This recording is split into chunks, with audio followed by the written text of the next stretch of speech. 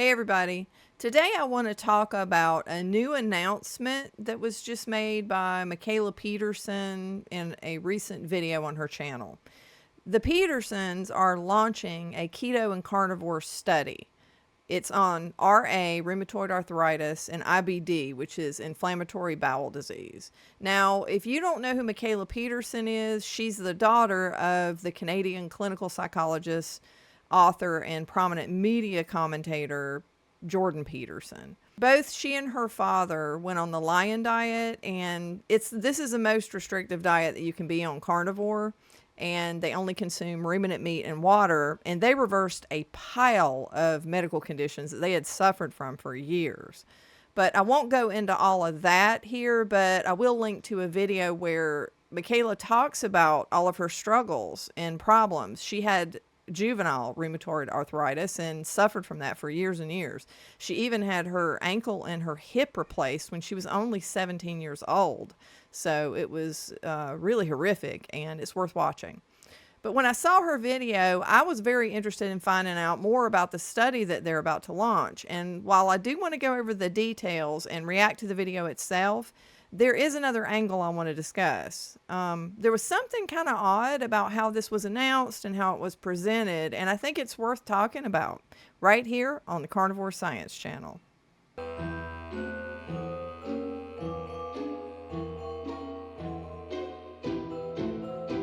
Now, in case you're new to the channel, my name is Liz. I'm a medical technologist and pharmaceutical chemist with over 30 years of experience in the medical and pharmaceutical industries.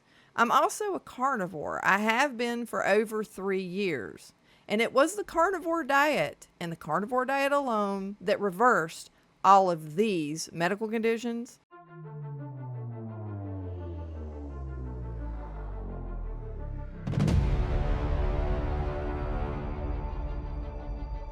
and allowed me to stop taking all of these medications.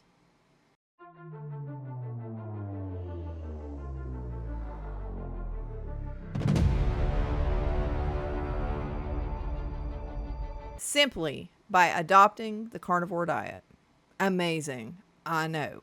It's miraculous. As far as my career in pharmaceuticals, I spent a significant number of years as a quality assurance and regulatory affairs director in the manufacturer of CTMs, which are clinical trial materials. So I am naturally extremely interested in this study that the Petersons are about to launch. Now, since she did not go over the 2 conditions that are being studied in her announcement, I did a number of slides right after this segment where I discuss what RA is, what are the different types of arthritis, what are the treatments, what is the current practice in the mainstream, what IBD is, what's the difference between IBD and IBS, and all the treatments there. So if you're not interested in that, I mean, some people are really interested in nerding out on all that stuff, and then a lot of people already know it, or either it puts them to sleep. So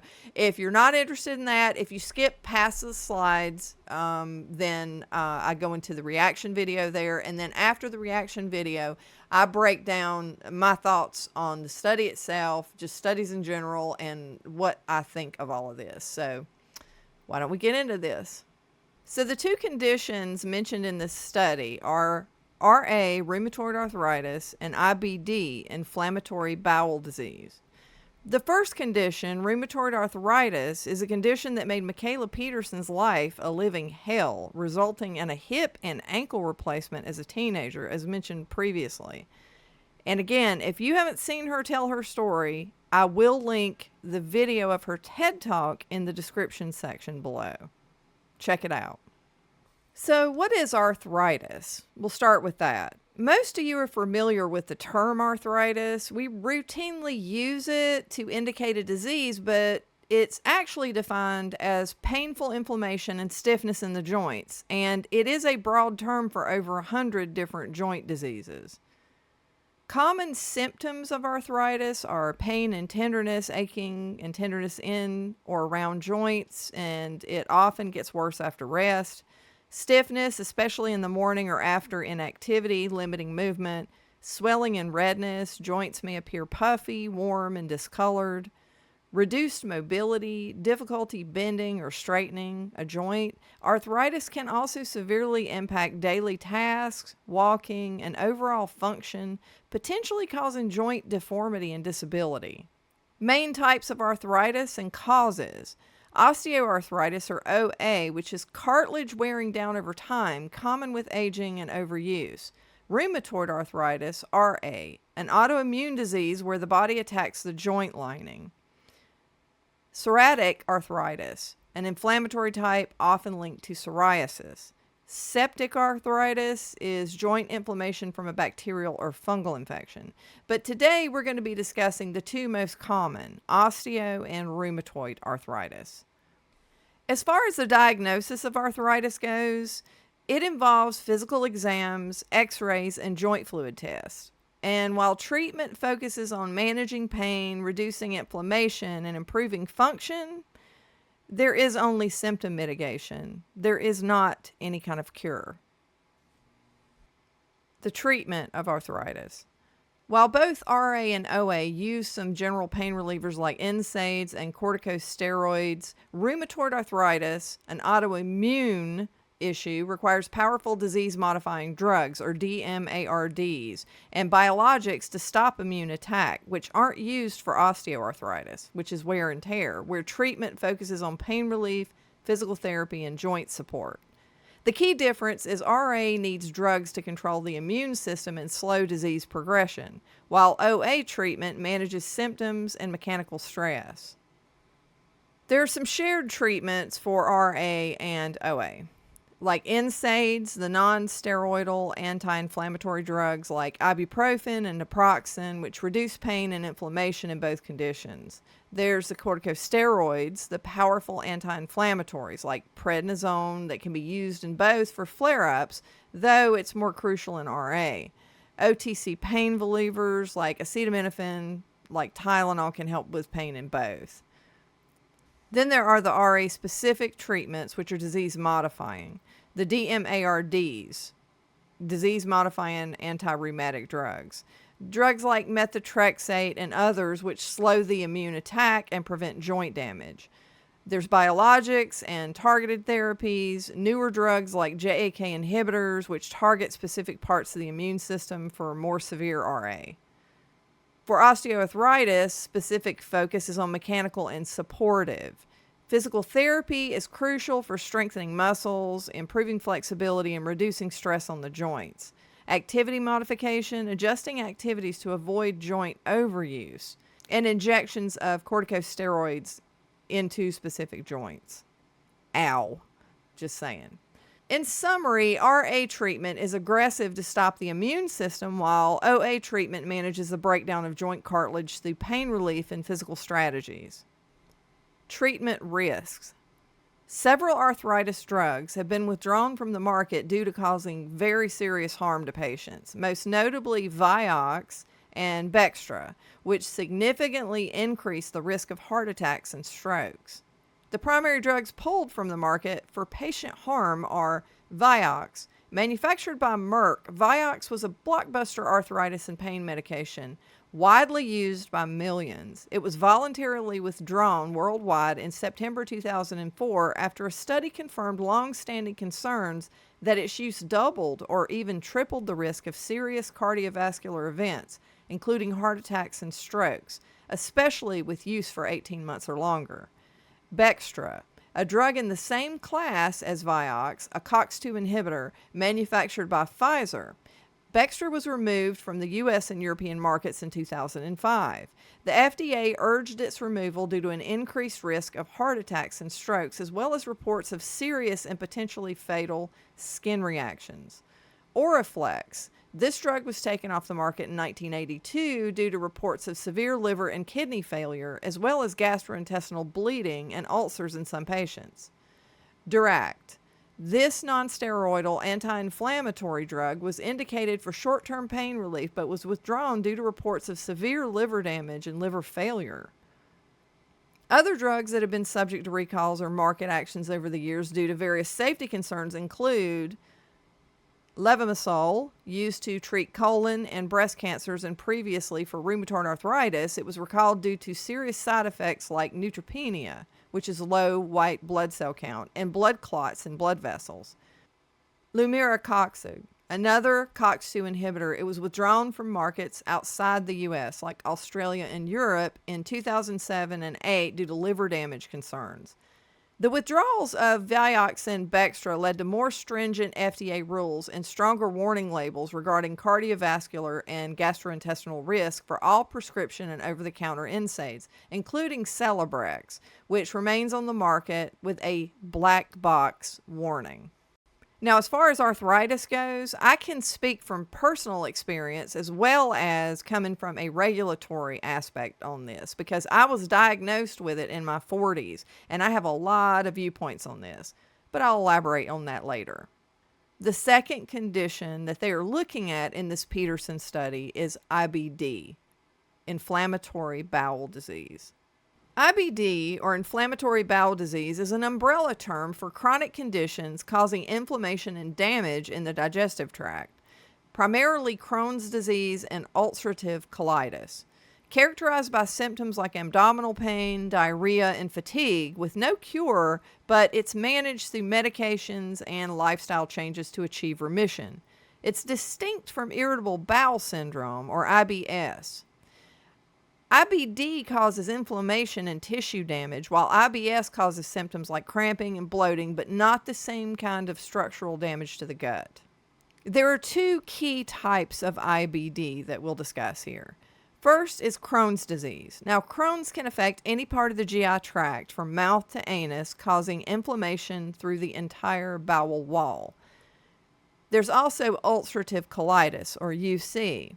This inflames only the innermost lining of the large intestine, the colon, and the rectum, leading to ulcers. The common symptoms: persistent diarrhea, abdominal pain and cramps, rectal bleeding, fatigue, and weight loss. And what causes these conditions? It is believed to involve the immune system mistakenly attacking healthy bowel cells, triggered by genetic and environmental factors. All right, in my opinion about what is causing all of this hot mess, you got to love, first of all, the way that they phrase that. It is believed to involve the immune system, blah, blah, blah, blah, blah. But when you see them like throwing around the G and the E card, the genetic and environmental cards, then those are major red flags. I mean, this is the medical industry's get out of jail free card. This is in order to justify pharmaceutical profits because, hey, if you're just an unlucky lottery winner that just needs to roll over and accept your own fate and accept, symptom mitigation, well, I'm just saying, you've got to be really skeptical at that point. But anyway, I digress. However, that does bring us to the available treatments for this disease. IBD treatments focus on reducing inflammation with medicines, sometimes surgery, and managing symptoms to achieve remission. Crohn's disease and ulcerative colitis, both inflammatory bowel diseases, share many of the same drug classes, including aminosalicylates, corticosteroids, immunosuppressants, and biologics like anti-TNFs. And the list goes on, with newer JAK inhibitors also used for both. However, their effectiveness can vary, and some drugs, like mesalamine, are often more successful in the UC, while others, like certain biologics, are tailored to specific IBD types. The shared drug classes, like mesalamine, which reduce inflammation and are first line for mild to moderate UC and sometimes used in Crohn's, though often these are more effective in UC. There are corticosteroids like prednisone, which reduce acute inflammation in both conditions but aren't for long-term maintenance. And you have the immunosuppressants, drugs like azathioprine and methotrexate, which calm the immune system for both diseases. The biologics target specific immune pathways like TNF integrins, and there's quite a list of these here, and they're used in both Crohn's and ulcerative colitis. The JAK inhibitors and others block inflammation signals and are approved for both. Now, As far as IBD goes, specifically Crohn's disease, I am very invested in this topic as well because my sister suffers from the condition and she's on a medication that bothers me greatly. That drug is called Humira. Humira is a widely used prescription biologic medication for treating moderate to severe Crohn's disease in adults and children ages 6 and older. It's often a first choice treatment option recommended by medical associations. How Humira works. Humira is a type of medication called a TNF, a tumor necrosis factor inhibitor. It works by binding to a specific protein in the body called TNF alpha and blocking its inflammatory effects, which help to reduce inflammation and relieve symptoms. Clinical studies have shown that many patients on Humira see symptom relief within 4 weeks and a significant percentage achieve remission, few or no symptoms. For many, the medication can help maintain remission for several years, improving quality of life and reducing the need for surgery. Now, Humira is an immunosuppressant. As an immunosuppressant, Humira can greatly increase the risk of infection and has a black box warning, which is FDA's most serious warning regarding the potential risk of infection. By the way, I still call it a black box warning, which was what it was called originally, but the FDA had to rename it because it sounded super scary, so they changed it to boxed warning. Because we don't want all the drugs that we're pushing on you to sound scary. Ooh, no, we can't do that. That would affect sales. Anyway, don't get me started. But back to the specific potential side effects and risks. Common side effects include redness, swelling, or pain at the injection site, headache, rash, upper respiratory infections like the common cold. Serious potential side effects include serious infections like tuberculosis, fungal or bacterial or viral, increased chance of certain cancers including lymphoma, hepatitis B infection, reactivation in carriers, nervous system problems, heart failure. Now I have a lot more to say on both of these conditions from a personal perspective, but now that we understand what it is we're looking at here, then I think we should take a look at this announcement and go over some of the confusion I mentioned earlier. So let's get into this. I am so excited to announce the launch of the very first and extremely large randomized clinical study on the carnivore diet, specifically the lion diet, the ketogenic diet, and rheumatoid arthritis and IBD. After years of being like, hey, tens of thousands of people are putting their incurable illnesses into remission on an all-meat diet, maybe someone should actually run a study. With no success, a fantastic doctor reached out, Dr. Robert Abbott, a medical doctor, and said he'd be interested in running the study with his team. I've set up a GoFundMe if you'd like to support this study, which would be greatly appreciated. I can guarantee every single dollar that's sent there will be going to the study only. The study is going to cost about $450K, which, hold on, it sounds like a lot, but it's actually incredibly inexpensive for a study. That's chump change for some kind of study. Like that's nothing at all. So that is a very low price. This size. I talked to a number of people about running a study that were affiliated with universities, and the study was going to cost $2 to $3 million. And I was thinking, what are you doing with the money? Where is it going? So we figured out how to make it a reasonable expense. Most of the money is going towards actual labs for the participants. We're looking for 160 people to take part in it. It's a large study. And the researchers are being paid an extremely modest salary. They're very inclined to do this study and interested in the research, so that helps a lot. And that's going to cover 6 months of serious work on their part. The GoFundMe is linked here and below if you're interested in funding an incredibly well-organized 6-month study that might change thousands and thousands of people's lives and even the mainstream medical view of dietary intervention. So if you're interested in that, please consider donating or sharing or applying for the study. I haven't asked you guys to rally behind a cause before because I find that cringy, and I'd rather figure out how to make money myself and then spend that than ask people for money. But I feel like this falls into a different category. It's obviously extremely dear to me. So if you do want to support something, please support this. I'm going to cover, well, not just me, my family is going to cover whatever is left over that doesn't get funded just to get this study done. So the study's getting done one way or another, but I would appreciate the help in rallying behind this. Ideally, we don't end up covering all of the study because that leaves the results of it open to criticism of funding from me. But the actual study is being done by a separate team, and I'm not going to stop working on this diet. And if nobody else is going to fund it, we will. As you guys know, I had juvenile rheumatoid arthritis that nearly destroyed my life. All I want to do with money I make is try to change the medical system. I've talked to you guys a bit about that, but my goal has always been make a bunch of money, be taken seriously as a human being, and then try to change the medical system so that people don't go through the same kind of suffering I went through. And I'm finally at the point to start making that happen, which is very exciting. So That's true.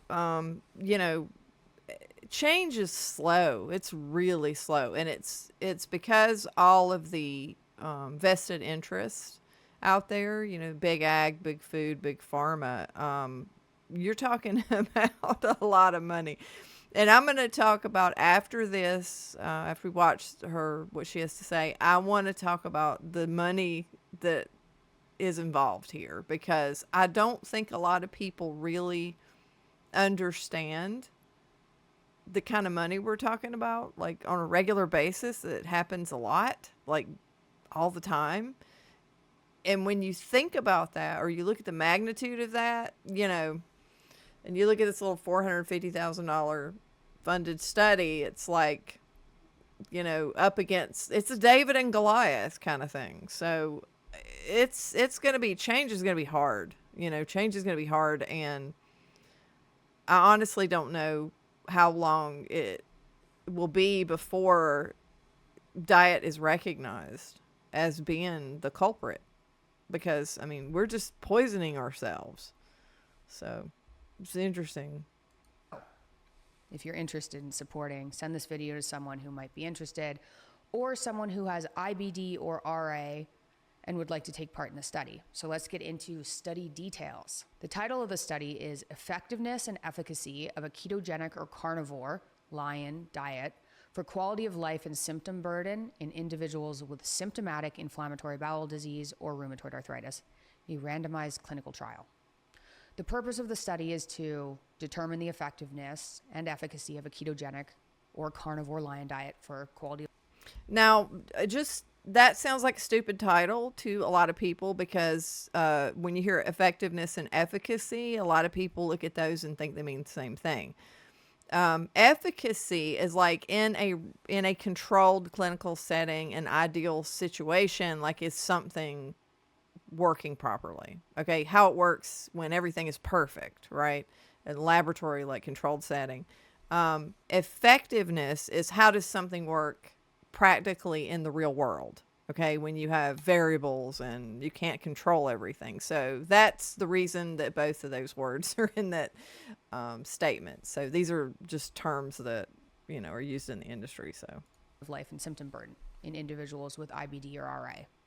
The rheumatoid arthritis part is obviously personal to me. That's what caused me to have my ankle and hip replaced at 17, be in an unbelievable amount of pain for about 20 years of my life.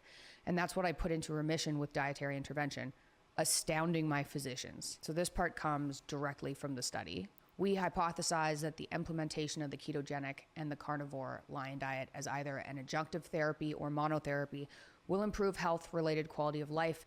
And monotherapy and adjunctive therapy is like using it as the cure for whatever the condition is.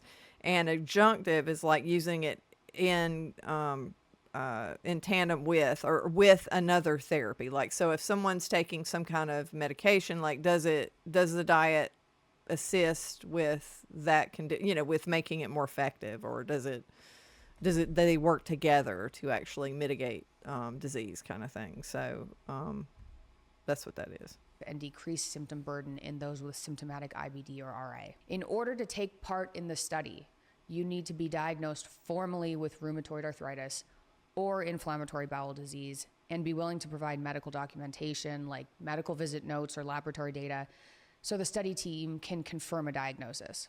You also need to be brand new to the diet. You can't have started it already. You can't have started a paleo diet, a keto diet, or a carnivore diet already. You need to be willing to do the ketogenic diet or the Lion diet for 3 to 6 months at the same time as other people, depending on what group you're sorted into. You can't choose what group you're sorted into, the keto or the Lion diet. It's random. We're hoping to start the study in early 2026, but we're taking applicants right now. People will be weaned onto either diet, the keto diet or the carnivore diet, for a month so that it's easier metabolically, because going straight in can be tricky, and then monitored on the diet. Participants will have a portal to be in contact with the health professionals that will monitor them.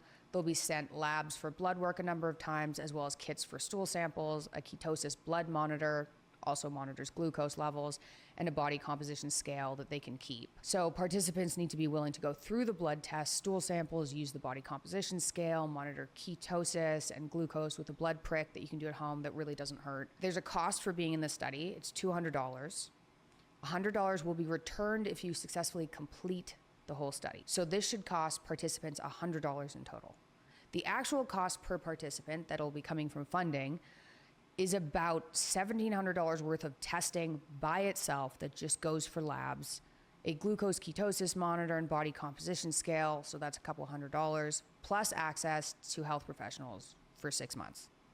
So it is a steal. Participants will also get the results of their testing. So honestly, this is worth it even if you've been interested in getting thorough blood work done alone. The reason we're charging people at all is statistically, if participants put some money in, they're more likely to finish the study and feel invested in it. And we need people who are going to go through with this for 6 months, which is, it's a large ask, but this changed my life, so people should do it. You're also going to have access to a community of people who are doing the study with you, and I will pop in on a number of video calls throughout, at the beginning, at the end, to help keep people motivated, meet everybody. You'll also have a written guide I wrote up and the team summarized to help you through it. What else can I say? How the study is designed. People are going to be sorted randomly into groups doing their regular diet, the ketogenic diet, or the Lion diet. So there will be a group of people who are on their regular diet for 3 months. Now I'm going to make a note of that. I'm going to talk about that after we watch this. That's one of the things I found was odd. Ketogenic or Lion. It's kind of odd. They'll do their baseline testing and questionnaires and then follow their assigned diet. Which I'll say, Lion diet and carnivore diet are a ketogenic diet, but it's just funny the way that she's presenting this. It's like, I don't know. It's like I don't understand what the definitions of how they're defining their terms, but that just seems odd to me for some reason. Or continue with their regular diet for 3 months. After that 3 months, people who are on their regular diet will be able to switch onto the ketogenic diet or Lion diet and guided through it as well. So everybody who applies can be guided through the diet, but some people will have a little bit of a delayed wait because we need a control group. We need some properly done studies because the regular immune suppressive medical treatment for autoimmunity doesn't work. I am a case study of that. I was on Enbrel and methotrexate from age 8. I might have been 8. Definitely wasn't 9. 8 until 23, and I had my hip and ankle replaced at 17. So obviously that did not stop the actual joint damage. It doesn't work. It definitely doesn't work long term. This kind of study and the way it's carefully organized with the number of people we're looking for could really change the medical community's view of the ketogenic and particularly the carnivore diet. I've been working towards this or hoping for this since 2017, maybe even earlier when I was on a paleo diet trying to get my symptoms under control. Was like, where's the research? We need some research here. So I'm really excited to announce it. You can apply below or support below if you want to help fund this. I look forward to seeing everyone who gets accepted. Like I said, we're looking for about 80 people with IBD and 80 people with RA to take part. When I say people should jump on this opportunity, I really mean it. The diet's changed my life. I do not take medication. I do not consider myself someone with arthritis, and I haven't for nearly 10 years. And this is the first time I've set something up that's basically free. I've just got to interject that, like, her situation is one of the craziest. Like, to be so crippled by rheumatoid arthritis that you have your hip and your ankle replaced at 17 years old, and you go from all of this medication, all of this torture, all of this pain to the way she is now, that's, I mean, come on. Like, people, even people who are skeptical of like how much better does it make you feel, you know, and people saying, oh, I have a lot of energy, and all the regular things that you hear, the more low key stuff. It's like this, her story is a trip. I mean, you should have seen the list of medications she was on. If you have not checked out her TED Talk, definitely, you know, go to the description section and click on that and listen to her story, because it is amazing. Regardless of, a lot of people don't care for Jordan Peterson, and you might not even like her, but I mean, it, you know, besides all of that, I mean, just the healing that happened there is just nothing short of a miracle. For people to get support all the way through dietary intervention. So if you potentially want to change your life and help who knows how many other people by taking part in the study, please sign up below or send the link to someone you know that might be interested in participating, or please consider sharing and donating. Thank you guys so much. I'm really excited to share the results, regardless of what they are, in, I guess, about 8 months from now. So that's my announcement. Talk to you guys soon. Now, back to these two diseases and the mainstream approach.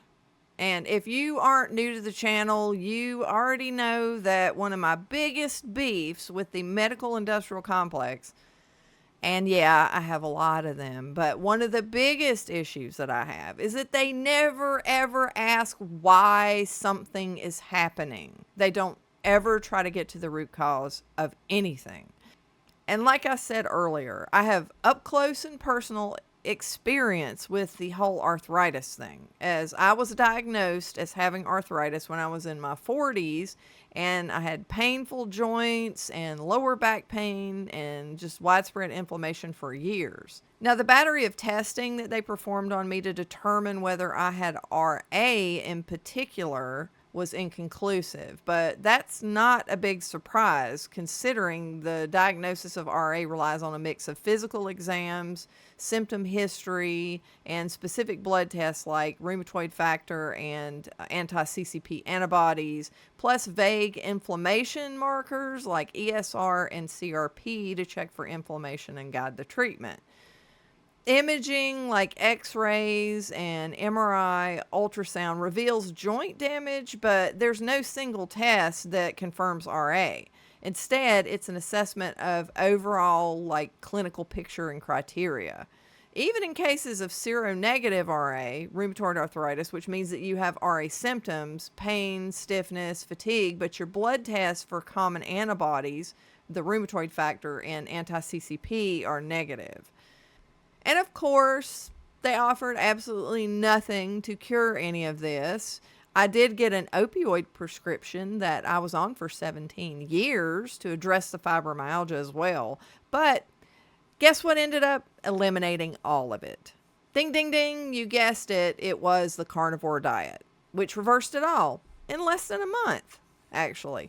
My biggest problem with the whole arthritis gig, even though I see researchers developing drugs to stop an immune system attack, I never see anyone asking, why on earth is it attacking in the first place? It reminds me a lot of the whole fiber revolution thing.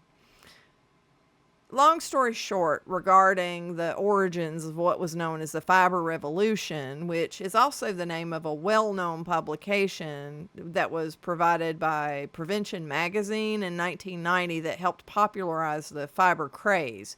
It all started around that same time. And it did begin with a British surgeon named Dennis Burkitt, who went to Uganda in the 50s and 60s to study rural African diets. Dennis Burkitt's fiber hypothesis originated from comparing Western populations with traditional African societies, particularly the Bantu people and others consuming rural plant-based diets high in starch and fiber like corn and beans and squash, noting their low rates of constipation and their impressive bowel movements. That is one big pile of shit. After he reported his dietary fiber hypothesis linking low fiber Western diets to conditions like constipation, diverticulosis, diabetes, colon cancer, and heart disease, earning him the name the Fiber Man. And yes, he only had a hypothesis.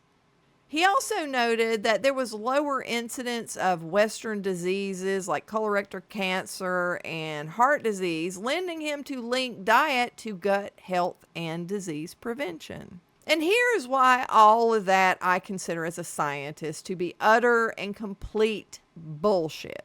And my reason is for one that you may share, possibly. I have a very low tolerance level for stupid bullshit. That's all. Stupid bullshit. Guess what the Bantu people were not eating? Crisco and all the fake foods that we were eating.